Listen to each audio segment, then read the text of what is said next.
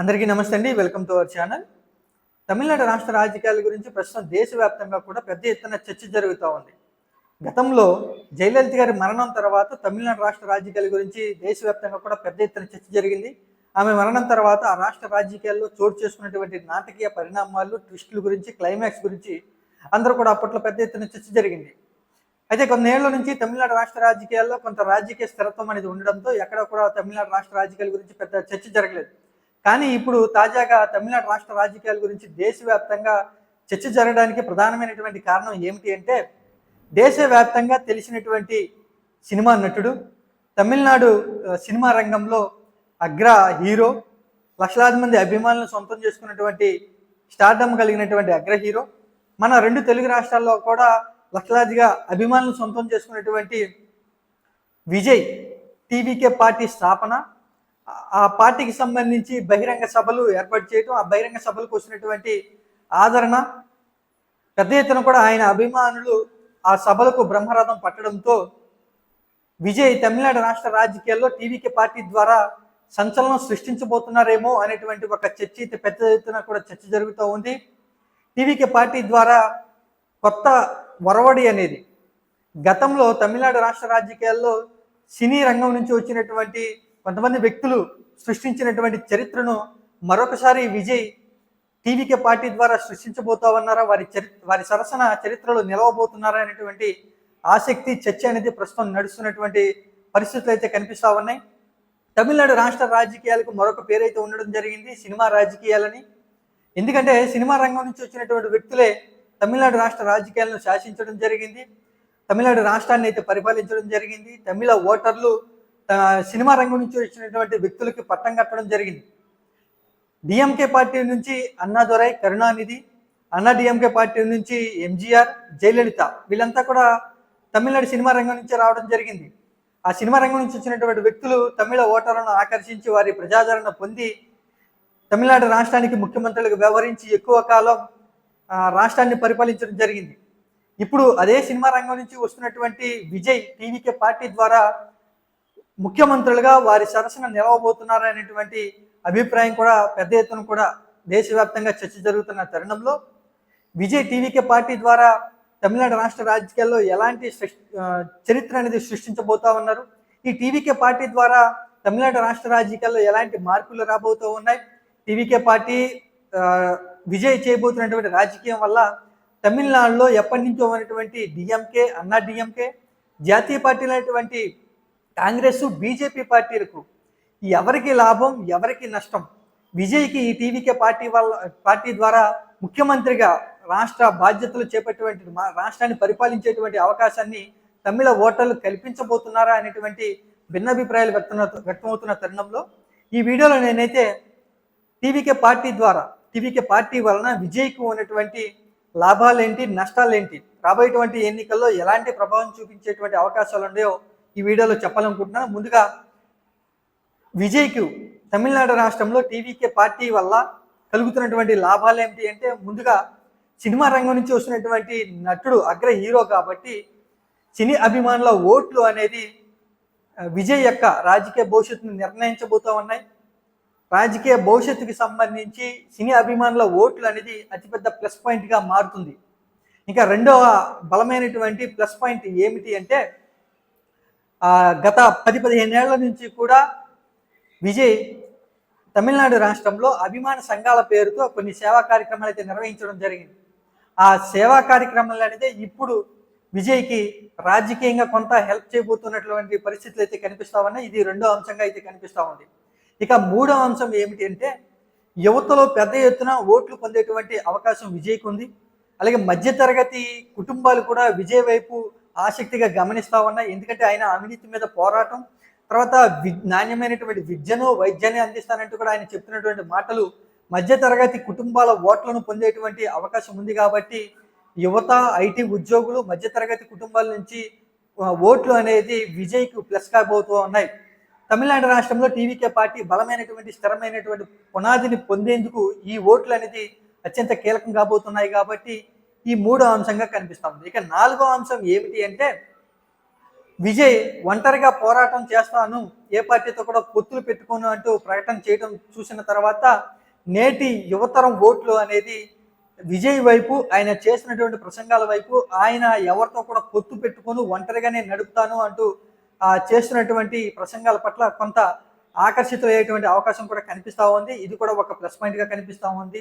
ఇక ఎప్పటి నుంచో తమిళనాడు రాష్ట్ర రాజకీయాలను శాసిస్తున్నటువంటి డిఎంకే, అన్నా డిఎంకే, ఇక జాతీయ పార్టీలు అయినటువంటి కాంగ్రెస్, బీజేపీ పార్టీల మధ్య విరక్తి పొందినటువంటి న్యూట్రల్ పీపుల్ ఈ టీవీకే పార్టీ వైపు, అంటే తమిళగా వెట్రగా కలిగం పార్టీ వైపు మొగ్గు చూపేటువంటి అవకాశాలు ఎక్కువగా ఉన్నటువంటి ఊహాగానాలు కూడా విశ్లేషణలు కూడా వస్తున్నటువంటి నేపథ్యంలో ఈ న్యూట్రల్ పీపుల్ ఓట్లు కూడా విజయ్ పొందేటువంటి అవకాశాలుగా ఎక్కువగా కనిపిస్తున్నాయి. ఈ విధంగా అంటే డిఎంకే పార్టీకి, అన్నా డిఎంకే పార్టీకి, బీజేపీ పార్టీకి, కాంగ్రెస్ పార్టీలకి ప్రత్యామ్నాయంగా మూడవ శక్తిగా విజయ్ టీవీకే పార్టీ అవతరించేటువంటి అవకాశాలు స్పష్టంగా కనిపిస్తున్నాయి. ఈ విధంగా విజయ్కి బలమైనటువంటి అంశాలన్నీ కూడా కనపడుతున్నాయి. ఇక బలహీనతలు ఏమిటి?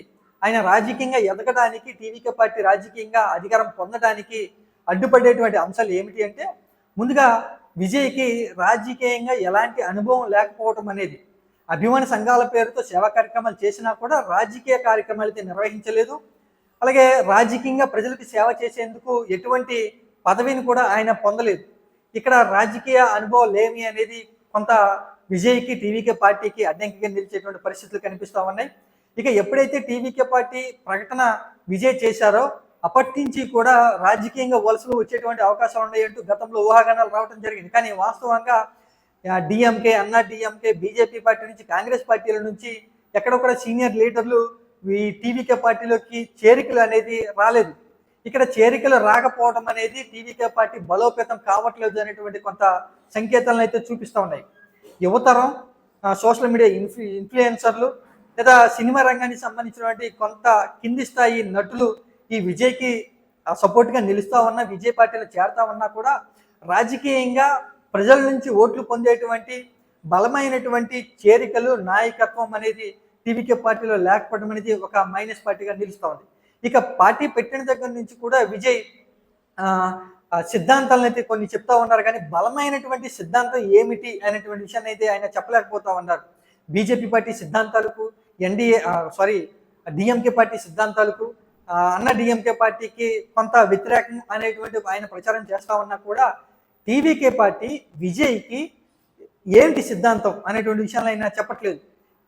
డిఎంకే పార్టీకి ఒక బలమైనటువంటి సిద్ధాంతం అయితే ఉండడం జరిగింది, అన్న డిఎంకే పార్టీకి బలమైనటువంటి సిద్ధాంతం అయితే ఉండడం జరిగింది. ఈ రెండు ఒకే బలమైనటువంటి సిద్ధాంతాల మీద ఆధారపడి ఎవరికి వారే వేరువేరుగా రాజకీయ కార్యక్రమాలు చేస్తూ ఉన్నారు. ఇక బీజేపీ పార్టీకి సంబంధించి హిందుత్వ అనేటువంటి ఒక సిద్ధాంతం అయితే ఉండడం జరిగింది. ఇక కాంగ్రెస్ సంబంధించి సాంప్రదాయ ఓటు, పేదలకు మంచి చేస్తాం అనేటువంటి కొంత ఒక సిద్ధాంతం అనేది కాంగ్రెస్ పార్టీలో ఎప్పటి నుంచి అయితే ఉండడం జరిగింది. కానీ ఈ విజయ్ టీవీకే పార్టీకి సిద్ధాంతం ఏమిటి అనేది బలంగా ప్రజలకు చెప్పకపోవడం అనేది ఇక్కడ అతిపెద్ద మైనస్ పాయింట్గా అయితే కనబడతా ఉంది. ఇక సంప్రదాయ ఓటు అనేది టీవీకే పార్టీకి లేకపోవడం మైనస్. డిఎంకే, అన్న డిఎంకే ఎప్పటి నుంచో తమిళనాడు రాజకీయాలు చేస్తూ ఉన్నాయి కాబట్టి సంప్రదాయ ఓట్ బ్యాంక్ అనేది, కోర్ ఓట్ బ్యాంక్ అనేది ఆ రెండు పార్టీలకి, బీజేపీ పార్టీ కూడా కొంత ఉండడం జరిగింది, కాంగ్రెస్ పార్టీ కూడా కొంత ఉండడం జరిగింది. ఇక్కడ సంప్రదాయ ఓట్ బ్యాంక్ అనేది లేకపోవడం, అంటే ఓట్లను ఇప్పుడే పొందాల్సి రావటం అనేది కూడా ఈ విజయ్ పార్టీకి కొంత మైనస్గా కనిపిస్తూ ఉంది. ఇంకొక విషయం ఏమిటి అంటే, గ్రామీణ ప్రాంత ఓటర్లు ఎవరి వైపు మొగ్గు చూపుతారు అంటే డిఎంకేనో, అన్న డిఎంకేనో, లేదా హిందుత్వానికి సంబంధించినటువంటి బీజేపీ పార్టీనో, లేదా ఎప్పటి నుంచో రాజకీయాలు ఫాలో అవుతూ ఉన్నారు కాంగ్రెస్ పార్టీనో వారు ఓటు వేస్తారు.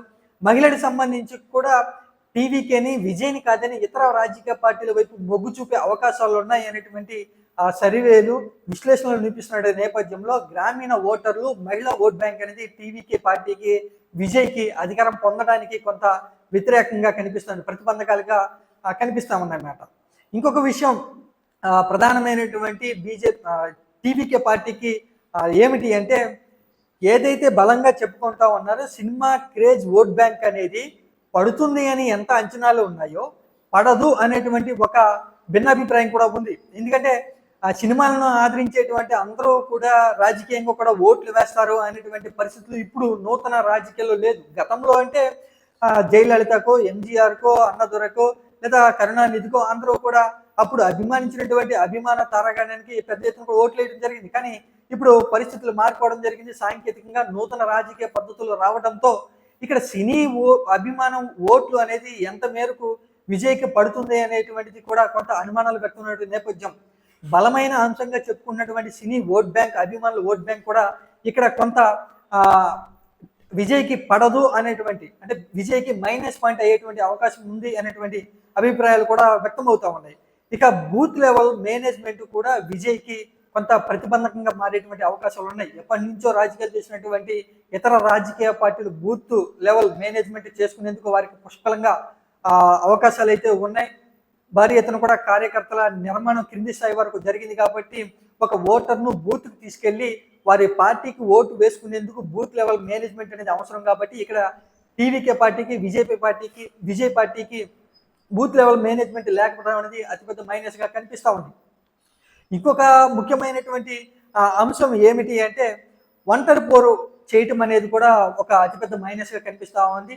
కొత్తగా రాజకీయాలకు వచ్చినటువంటి వ్యక్తి ఒంటరి పోరు చేస్తున్నాను అంటే కనుక ఖచ్చితంగా కత్తి మీద సాహసం, అతిపెద్ద సాహసం చేస్తున్నారని చెప్పుకోవచ్చు. ఎందుకంటే అసెంబ్లీ నియోజకవర్గాల్లో ఒంటరిగానే పోటీ చేస్తాను, 234 నియోజకవర్గాల్లో ఎవరితో పొత్తు పెట్టుకోకుండా అన్ని నియోజకవర్గాల్లో పోటీ చేస్తానంటూ విజయ్ బహిరంగ సభల్లో చెప్తా ఉన్నారు. కాబట్టి ఇక్కడ ఈ 234 నియోజకవర్గాలకు సంబంధించి అభ్యర్థులను ఎంపిక చేయడం అనేది ఇక్కడ విజయ్కి ఉన్నటువంటి అతిపెద్ద టాస్క్.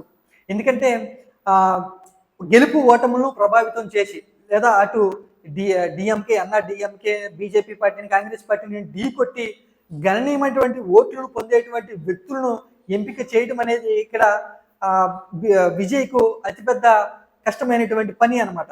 ఇక నిధుల సమీకరణ అనేది కూడా విజయ్కి కొంత అడ్డంకిగా మారేటువంటి పరిస్థితులు అయితే కనిపిస్తా ఉన్నాయి. ఎప్పటి నుంచో రాజకీయాలు చేసినటువంటి రాజకీయ పార్టీలకు నిధుల సమీకరణ అనేది చాలా ఈజీ. కానీ ఇప్పుడే రాజకీయాల్లోకి వచ్చినటువంటి ఈ విజయ్కి నిధులను సమీకరించుకోవడం, ఎన్నికల్లో ఖర్చు పెట్టడం, ఆర్థికంగా టీవీకే పార్టీని బలోపేతం చేయడం అనేది విజయ్కి ఉన్నటువంటి అతిపెద్ద అడ్డంకిగా మారేటువంటి పరిస్థితులు కనిపిస్తున్నాయి. ఈ విధంగా విజయ్ టీవీకే పార్టీకి తమిళనాడు రాష్ట్రంలో అధికారం పొందడానికి బలాలు, బలహీనతలు ఈ విధంగా ఉంటే ఇక రాజకీయంగా విజయ్ మెరుగుపరుచుకోవాల్సినటువంటి అంశాలు ఏమున్నాయంటే ముందుగా రాజకీయ పార్టీని స్థాపించినటువంటి విజయ్ సిద్ధాంతపరంగా ముందుకు వెళ్ళాలి. బలమైనటువంటి తన సిద్ధాంతం ఇది అనేటువంటి విషయాన్ని చెప్పాలి. ఎందుకంటే తమిళ ఓటర్లు సిద్ధాంతాలను చూస్తారు. ఏ రాజకీయ పార్టీ ఏ సిద్ధాంతాలు కట్టుబడి ఉందో పూర్తి స్థాయి విశ్లేషణ చేస్తారు. నరనరాన వారికి పూర్వీకుల నుంచి చూసినటువంటి విషయం ఏమిటి అంటే సైద్ధాంతికంగా తమిళ ఓటర్లు కట్టుబడి ఉంటారు అనేటువంటిది అభిప్రాయం చాలా ఎన్నికల్లో కూడా చాలా రుజువైంది. కాబట్టి విజయ్ సిద్ధాంతంగా ఏ స్టాండ్ను తీసుకోబోతా ఉన్నారు అనేటువంటి విషయాన్ని ఆయన గట్టిగా ఒక నిర్ధారణకు వచ్చి ప్రజల్లోకి ఆ విషయాన్ని బలంగా తీసుకువెళితే రాజకీయంగా కొంత హెల్ప్ అవుతుంది. ఇంకొక విషయం ఏమిటి అంటే భాషాపరంగా, సంస్కృతి పరంగా తమిళ ఓటర్లు చాలా గట్టిగా నిలబడతారు, పోరాడతారు. కాబట్టి విజయ్ ముందుగా ఈ అంశాల మీద తమిళులకు సంబంధించి భాషాపరంగా, సంస్కృతి పరంగా పోరాటాలు చేస్తే కొంత ప్రజాదరణ పొందేటువంటి అవకాశం అయితే ఉంటుంది. ఆ విషయం కూడా విజయ్ దృష్టి పెడితే రాబోయేటువంటి కొద్ది నెలల్లోనే 2026 అసెంబ్లీ ఎన్నికల్లో గణనీయమైనటువంటి ఓట్లు పొంది కొంతమేర రాజకీయాలను, తమిళ రాజకీయాల్లో అధికారం ఎవరు పొందాలి అంటే కొత్తగా రాజకీయాల్లోకి వచ్చినా కూడా రాజకీయాలను తారుమారు చేసి లేదా అధికారాన్ని శాసించేటువంటి పరిస్థితుల్లోకి విజయ్ వచ్చేటువంటి అవకాశాలు అయితే ఎక్కువగా ఉన్నాయి.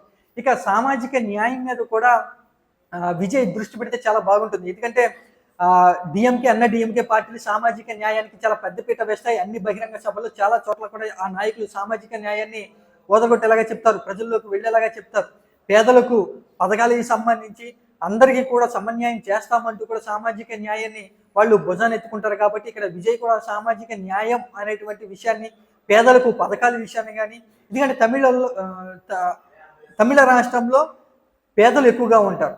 పేదల ఓట్లే రాజకీయాలను ప్రభావితం చేస్తాయి. కాబట్టి ఎన్నికల ముందు ఇచ్చేటువంటి మేనిఫెస్టోలు, ఉచిత పథకాలు కూడా ఉచిత పథకాలే కానివ్వండి, లేదా వారి అభివృద్ధికి సంబంధించినటువంటి పాలసీలే కానివ్వండి, పథకాలు ఇతర ఉచిత పథకాలు కాకుండా మిగిలినటువంటి పథకాలు కూడా తమిళనాడు రాష్ట్ర రాజకీయాలను ప్రభావితం చేస్తాయి. కాబట్టి విజయ్ ఇప్పటి నుంచే సామాజిక న్యాయం మీద కూడా దృష్టి పెడితే చాలా బాగుంటుంది. ఇప్పటి నుంచే మేనిఫెస్టోను క్రింది స్థాయి ఓటర్ల వద్దకు వెళ్ళేలాగా వారిని ఆలోచింప చేసేలాగా. ఎందుకంటే డిఎంకే పార్టీకి, అన్న డిఎంకే పార్టీకి మూడో ప్రత్యామ్నాయంగా ప్రాంతీయ పార్టీగా టీవీకే పార్టీ ఎదిగేటువంటి పరిస్థితులు పుష్కలంగా ఉన్నాయి కాబట్టి విజయ్ ఈ పైన చెప్పుకున్నటువంటి అంశాలన్నిటి మీద కూడా దృష్టి పెడితే టీవీకే పార్టీ రాబోయేటువంటి ఎన్నికల్లో గణనీయమైనటువంటి ఓట్ల శాతాన్ని, సీట్లను పొందేటువంటి అవకాశాలు అయితే పుష్కలంగా కనిపిస్తున్నాయి. మరొక ముఖ్యమైన విషయం ఏమిటి అంటే, గత కొన్ని సంవత్సరాల నుంచి పరిశీలన చేసుకుంటే తమిళనాడు రాష్ట్ర రాజకీయాల్లో సినిమా రంగం నుంచి వచ్చినటువంటి వ్యక్తుల యొక్క ప్రాబల్యం అనేది క్రమక్రమంగా తగ్గుతూ ఉంది. గతంలో చాలానేళ్ల క్రితం జయలలిత, అన్నాదురై, కరుణానిధి, ఎన్టీఆర్ వీళ్ళంతా కూడా వారి యొక్క సినీ గ్లామర్తోనే సంపాదించుకున్నటువంటి అభిమానుల ఓట్లను పొంది అధికారంలోకి రావడం జరిగింది. కానీ తమిళనాడు రాష్ట్ర రాజకీయాల్లో కొత్త సంస్కృతి, కొత్త పద్ధతులు అనేది రావడంతో కొన్నేళ్ల క్రితం రజనీకాంత్ పార్టీ పెడుతున్నానంటూ కూడా ఆయన విరమించుకోవడం జరిగింది. తర్వాత కమల్ హాసన్ కూడా మక్కల్ నీతి మయ్యం అనేటువంటి ఒక పార్టీని కూడా ఆయన పేరు ప్రకటన చేసి ఆ తర్వాత విరమించుకుంటానని చెప్పడం జరిగింది. తర్వాత కెప్టెన్ విజయకాంత్ కూడా రాజకీయాలు చేయాలి, అధికారం పొందాలి అని సినీ రంగం నుంచి వచ్చినటువంటి ఈ ముగ్గురు వ్యక్తులు. కానీ వారు ఎక్కడో కూడా రాజకీయాల్లో సక్సెస్ అయినటువంటి పరిస్థితులు లేవు. ఎందుకంటే వారికి భవిష్యత్తు వారు ఒకసారి అంచనా వేసుకున్న తర్వాత మనం ప్రస్తుతం ఉన్నటువంటి పరిస్థితుల్లో, మారిపోయినటువంటి రాజకీయ పరిస్థితులు, మనం రాజకీయాలు చేసి అధికారం పొందేటువంటి పరిస్థితులు లేవు అని వారు ముందుగానే గ్రహించి రాజకీయాల నుంచి తప్పుకోవడం జరిగింది. కాబట్టి ఇక్కడ విజయ్ ఈ మారుతున్నటువంటి రాజకీయ పరిస్థితుల మీద కూడా దృష్టి పెట్టి ఇక్కడ రజనీకాంత్, కమల్ హాసన్, కెప్టెన్ విజయకాంత్ ఏ అంశాల్లో ఫెయిల్ అయ్యారో వాటి మీద దృష్టి పెట్టి విజయ్ కూడా ఆ అంశాల మీద చాలా బలంగా తయారు చేసుకుంటే కనుక ఈ టీవీకే పార్టీ రాబోయేటువంటి ఎన్నికల్లో, తెలంగాణ ఎన్నికల్లో ప్రభావం చూపించేటువంటి అవకాశాలు అయితే ఉన్నాయి.